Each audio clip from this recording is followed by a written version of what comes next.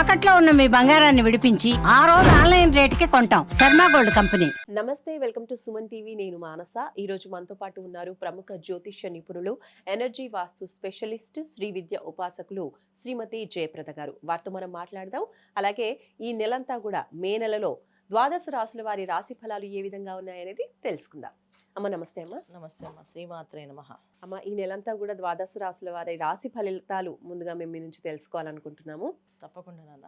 అయితే మే నెలలో మనకి జరిగే రాశి ఫలాలన్నీ కూడా ఎలా ఉంటాయంటే కాస్త అందరికీ స్తంభన అనేది జరుగుతుంది.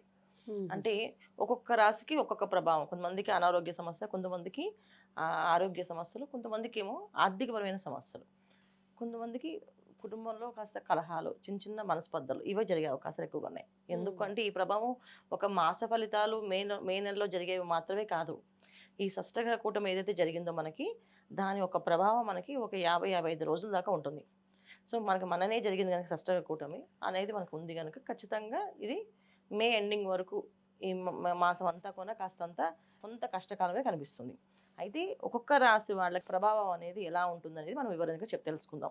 అయితే ముందుగా మనం ఏంటంటే మీనరాశిలో 4 గ్రహాలు ఏవైతే ఇక్కడ ఉన్నాయో, బుధుడు, శుక్రుడు, రాహువు, శనేశ్వరుడు ఏదైతే కలిసి ఉన్నారో, ఈ కలయిక 4 గ్రహాల కలయిక అనేది కాస్తంత కష్టమైన పరిస్థితి తీసుకొస్తాయి ఎవరికైనా.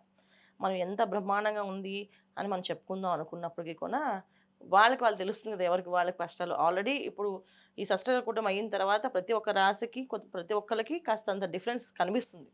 ఇది ఆ ప్రభావం ఏ ప్రభావం తెలియకపోయినా వాళ్ళు కాస్తంత ఇబ్బందులు పడుతుంటారు.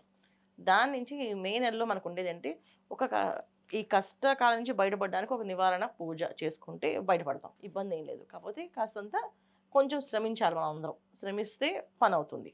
ఇప్పుడు మనం ఏ రాశి వాళ్ళకి ఏ పరిస్థితులు ఎలా ఉన్నాయో చెప్పుకుందాం.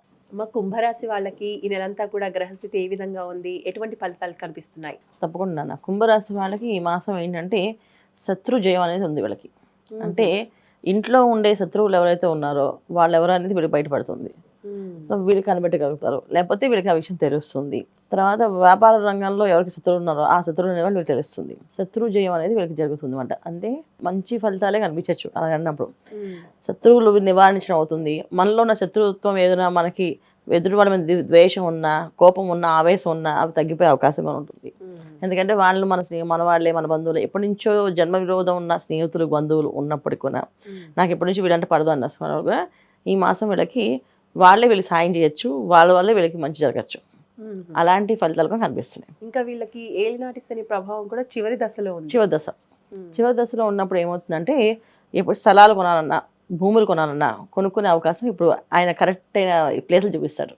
ఇప్పుడు దాకా కొనాలి అనుకున్న వాళ్ళకి ఏంటంటే స్థలం దొరికినప్పటికి కూడా వీళ్ళకి అనుకున్న విధంగా ఉండదు. అంటే ఇప్పుడు వాళ్ళు చెప్పే రేట్ ఎక్కువ ఉండొచ్చు, వీళ్ళ రేట్ తక్కువ ఉండొచ్చు. కొంతమంది వీళ్ళు తక్కువ రేట్ అడగచ్చు, వాళ్ళు ఇవ్వనొచ్చు. కొంతమందికి స్థలం నచ్చినా మేము అమ్మ అన్నారు అనొచ్చు. ఇలాంటివి జరుగుతున్నాయి. ఇప్పుడు వీళ్ళకి స్థలాలు కొనుక్కోవడానికి, ఇల్లు కట్టుకోవడానికి చాలా మంచి అవకాశాలు ఈ మాసంలో వీళ్ళకి కనిపిస్తాయి. చాలా మెరుగైన ఫలితాలు. ఎందుకంటే వీళ్ళకి పంచమ స్థానంలో గురువు రావడంతో వీళ్ళకి అన్ని విధాల యోగ్యమైన స్థలాలు, భూములు ఏర్పడే అవకాశం ఉంది. అలాగే ఉద్యోగంలో స్థిరత్వం అనేది జరుగుతుంది.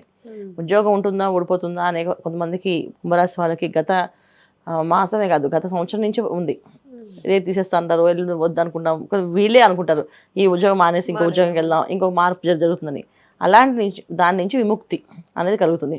ఆ ఉద్యోగంలో మంచి పోస్ట్ రావడము, లేకపోతే ఉద్యోగం మారడము. జరిగిన ప్లేస్, వెళ్ళే ప్లేసు మంచి ప్లేస్లో జరుగుతాయి. ఎందుకంటే వీళ్ళకి ద్వితీయ స్థానంలో శుక్రుడు ఉన్నాడు. అందుకే అసలు సుఖమైన జీవితము, సుఖమైన టైమింగ్స్ అనమాట. అంటే వీళ్ళకంటే ఇప్పుడు దాకా ఉండే ఉద్యోగం కంటే వచ్చే కొత్త ఉద్యోగం కొంచెం మంచి ఆఫర్లతో, బెటర్ ఆపర్చునిటీస్తో కనిపిస్తుంది వీళ్ళకి. సో అలాంటి లాభాలు కూడా కనిపిస్తున్నాయి. అయితే ఇక్కడ ఏంటంటే 18 వరకు శుక్ర రాహులు కలిసి ఉన్నారు. కొంతమంది ఏంటంటే నాకు ఆఫర్ లెటర్ మంచిగా ఉంది కదా అని చెప్పుకొని వెళ్ళిపోతుంటారు. మనం చెప్పేది గోచార ఫలితాలు. జన్మజాతకంలో అలాంటి యోగం ఉందని చెక్ చేసుకొని వెళ్ళాలి. ఎందుకంటే ఈ మాయ అనేది కొంచెం జరుగుతుంది. ఉన్న ఉద్యోగం వదిలేసి కొత్త ఉద్యోగం కోసం వెళ్ళడము, అక్కడ మళ్ళీ సెట్ అవ్వకపోవడం, అక్కడ అన్ని స్టార్టింగ్ అన్ని బాగున్నా శాలరీ ఇవ్వకపోతే నెలేసరికి అలాంటి స్టార్టప్ కంపెనీస్లో వెళ్ళడం కానీ అలాంటి జరిగే అవకాశాలు ఉన్నాయి. కనుక మోసపోయే అవకాశం ఉంది. అది కూడా ఉంది వీళ్ళకి.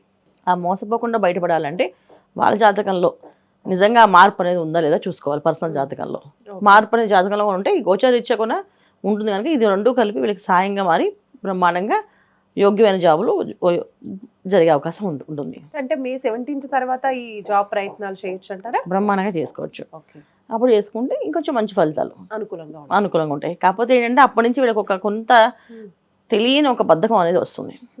దాని నుంచి బయటపడాలి వీళ్ళు.